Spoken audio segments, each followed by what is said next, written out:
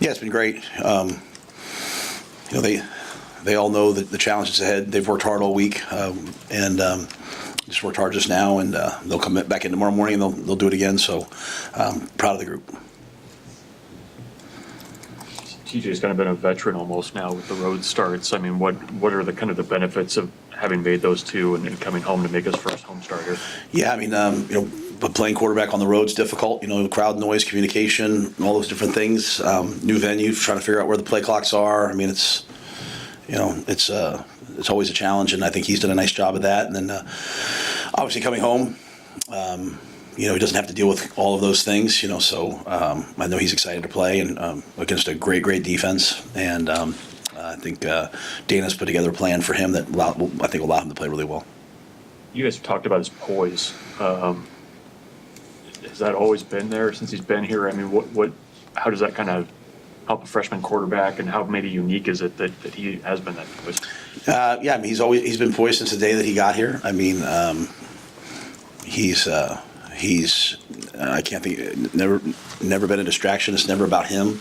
It's always about the team. I think the credit goes to his parents, goes to his high school coaches. I mean, he came in here really well prepared, and since the moment he stepped on the field against USC till now, he's just tried to execute. So he just keeps it very simple, and I'm excited to see him play. This is a chance for a quarterback to have a chance to start at Memorial Stadium. That should mean something. And so this will be the first time for him, and I know he'll just keep it what it is and just play ball. With Iowa's run game, what's the biggest thing that your defense needs to do against that style, that zone blocking that they've been doing for years and years? Yeah, we have to get off blocks and tackle. As silly as that sounds, I mean, there haven't been very many times where a run's popped against us where we haven't had someone there. So we're gonna have to get off blocks and tackle and just do it relentlessly for 4 quarters. There's no secret. You have to read your keys, get off blocks and tackle. There's a lot of talk about Iowa's special teams, but Kirk Ferentz said that looking at you guys, that special teams is probably maybe the biggest improvement he's seen from the past couple of years to now. How much of an equalizer can that be, especially against Iowa, they win so many games through the third element, to have so much progress with your special teams? I mean, how much can that benefit you guys? Yeah, I mean,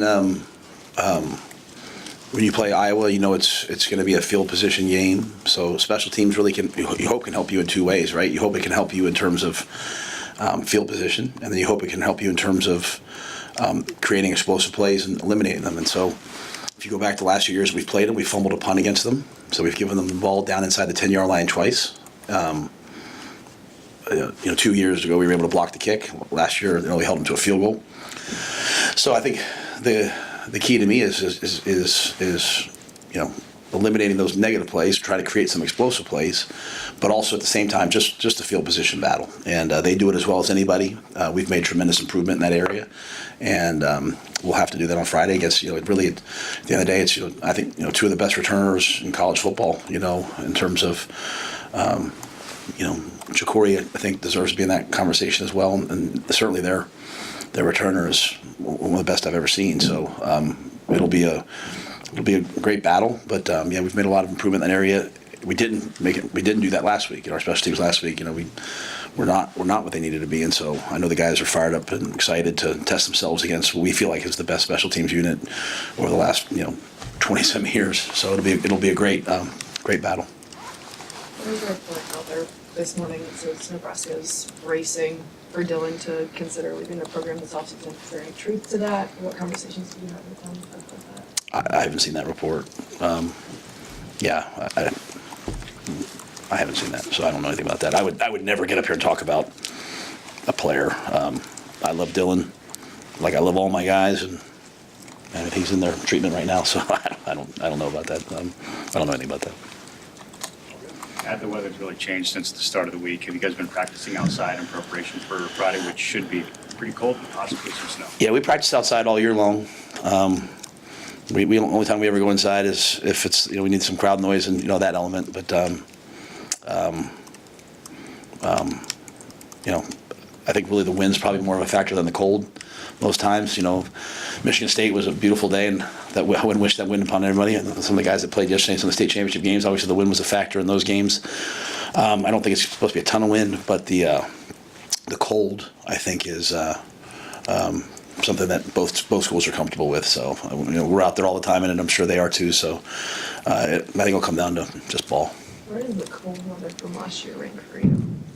From the Iowa game? It's one of the colder games I've been in. When I was at Baylor, we played Iowa State. At Iowa State, it was really cold. But last year was a really cold ball game. But it was cold for both sides, so we'll put on a jacket, and I know our fans will be there, so it'll be good. Emmett was left off the list of finalists for the Doak Walker Award, and you've been a strong proponent of him to get national recognition. He was slighted, not making at least the finals list.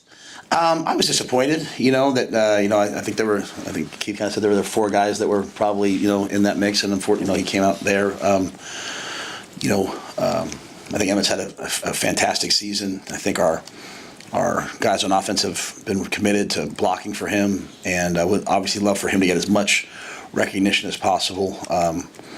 But I'm sure the other 3. I don't know the other 3 guys real well, so I'm sure they all have done a nice job as well. But one thing about Emmett Johnson that will stay with me forever is it's always about the team with him. It's always about the team, and grateful for him for that. Coach Eckler nominated for a Broyles Award. You gave him earlier in the week. What's your reaction and encouragement for that process? Yeah, I mean, he should be. I think he's done a fantastic job, and I just look forward to what he'll do moving forward. I mean, he's taught me a lot about special teams play and how to not just, it's not the scheme, it's the installation and techniques and teaching and the scheme.